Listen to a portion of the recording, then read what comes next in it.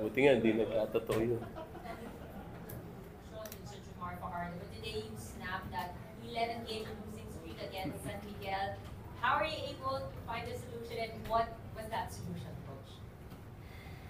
Ano lang, nagtulungan lang kami no, sa depensa. Junmar is really a handful for us. Aaron did an excellent job just putting a body on Junmar the whole game.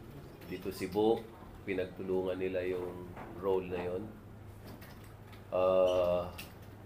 I think Junmar's really the key. No? Pagka medyo nababaan mo yung efficiency niya, masyado kasing mataas ang efficiency ni Junmar. Whenever he catches around the lane, he's around 70%.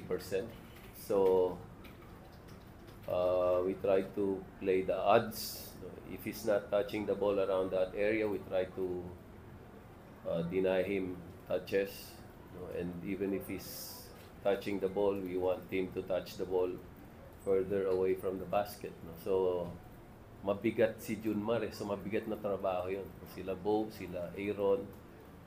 I also made sure that I shortened my rotation for them kasi pagod ka talaga. And at least dalawa sila ron, mag-isa lang si Junmar. We felt that Junmar trying to push two heavy bodies is also gonna tire him out. I think that's the key.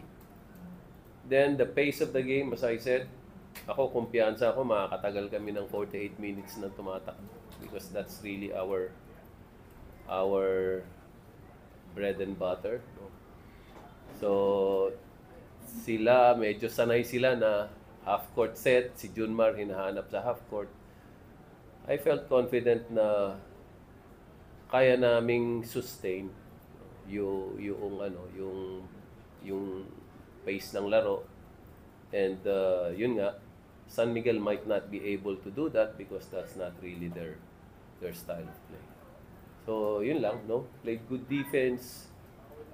We got contributions from all the people we put in. Maganda yung contributions ng lahat ng ipinasok namin. So, it's really team effort. Nangyari din, no? After matagal na panahon na nakachamba rin kami. Tagal na nung panahon na yun. Pero ang importante sa amin, we have a chance for first place in our group. So, if we are able to finish that job on Monday, siguro, it's a better place in the quarterfinals. No? Could be a better matchup for us. So, yun lang. Coach, you already mentioned about good contributions from your players. At least 6 double figures in scoring. What can you say about this good problem that you have, and how are you trying to manage it?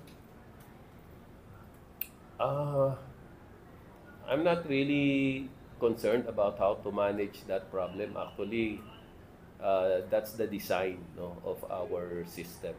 We want everybody fresh. Yung pace na nilalaro namin, talagang kailangan may manggagaling sa bench, fresh legs to keep up that kind of pace. So, the longer the rotation, the better it is for us. And also, I think the guys are enjoying it and they're happier because they're able to contribute. No? And mas marami pwede mo gamitin. And we enjoy this style of play. We want to play this way. So, I hope it can last us deep in the playoffs. Thank you, Coach. Now, Bo, it's been a while since a good scoring night of production for you.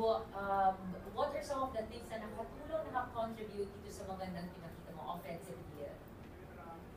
Hindi, when it comes to offense naman kasi, yung tulad nga sabi ni Coach, hindi mo alam kung sino yung sa amin kung sino yung maganda lalaro in any given night And ako, hindi ko pinoproblema yung offense ko kasi nga, ang nagiging role ko ngayon is to relieve Aaron. Pagpahingayin si Aaron, make some good minutes, contribute kung meron.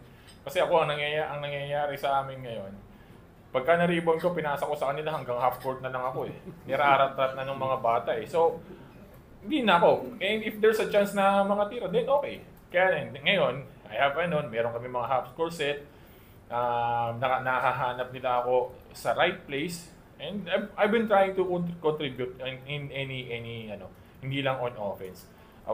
Sabi nga ni Coach sa amin kahapon, i-contain lang si Junmar. Dalawa kami, actually dapat tatlo, wala lang si Kitneo kasi may sakit. Dalawa kami ni Aaron na magpapalitan kay Junmar. So, talagang lang namin, trinabaho namin ni Aaron, pahirapan ng si Junmar. Hindi mo naman totally may stop yun eh. Malimit mo lang yung efficiency ni Junmar.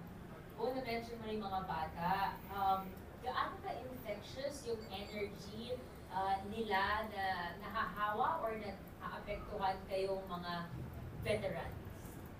Hindi, kasi ang naman yung style ng laro namin is ganun talaga. Kumbaga, kahit sa practice ganun kami kahit sino, inbound, takbo, dire-diretso. Actually, kung kami sa veterano, gusto namin slow pace lang diba? Pero hindi And ang nangyayari sa amin, kami ng mga veterano, kami yung nahahatak ng mga bata sa fast pace. So, nag-i-enjoy sila. Kailangan namang hindi kami sumabay, di ba? So, nag-i-enjoy sila, nag-i-enjoy kami. So, talaga magko-complement yung buong team na maganda yung samahan namin. Yun yung isa sa sikreto siguro namin.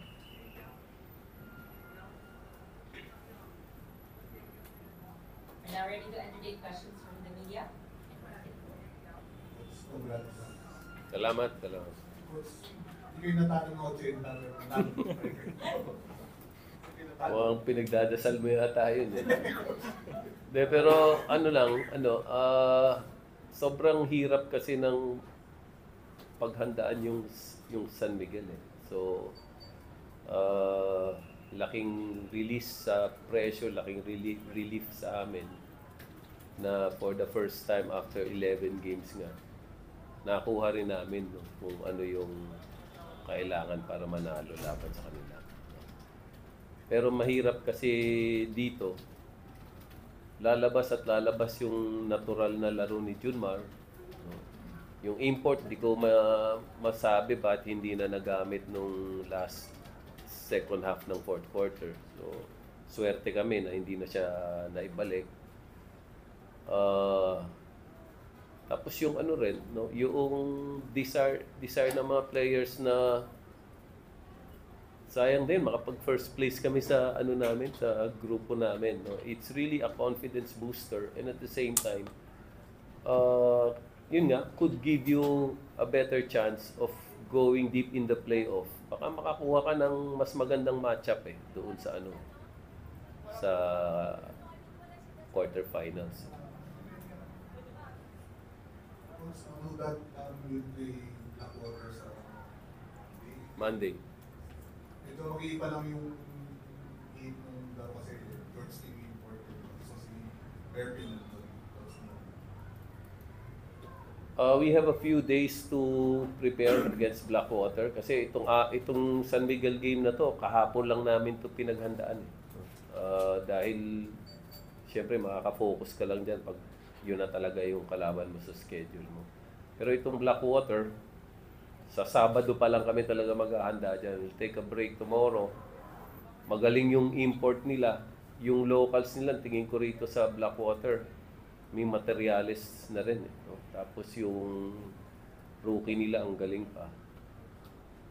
So, sa ngayon, wala pa akong masabi na kung ano gagawin namin. Pero, I think importante you have to scheme the import and you have to scheme their guards. So tingnan natin, di pa kami nakahanda na magsabi kung anong pwedeng mangyari sa Monday.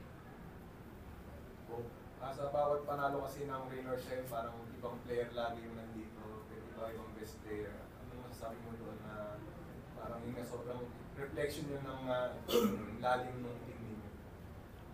Hindi, yun nga. Kumbaga, sabi ni Coach Cheng nung last na hindi kami nagseselosan kung sino yung naandito Kumbaga, sinusuportahan namin yung isa't isa. May playing time ka, wala, okay lang, nag-i-enjoy kami. Kasi, bakit namin iisipin na hindi ako ginamit ng ganito? Kung nananalo naman kami. Diba? So, kumbaga kami, we're trying to enjoy every game. Kung sino yung best player, wala namang extra bonus yung best player eh. Di ba? Na-interview lang dito eh. So, di ba? Extra exposure sa TV. So, kumbaga, ano na lang, we're just trying to enjoy. Enjoy kung every single game na nilalaro namin. Coach, contender na to kayo. Sa ano na, sa quarterfinals ko na nasagutin yan. Tingnan ko. Okay, that's it for our post-game press conference. Congratulations. Thank you, thank you.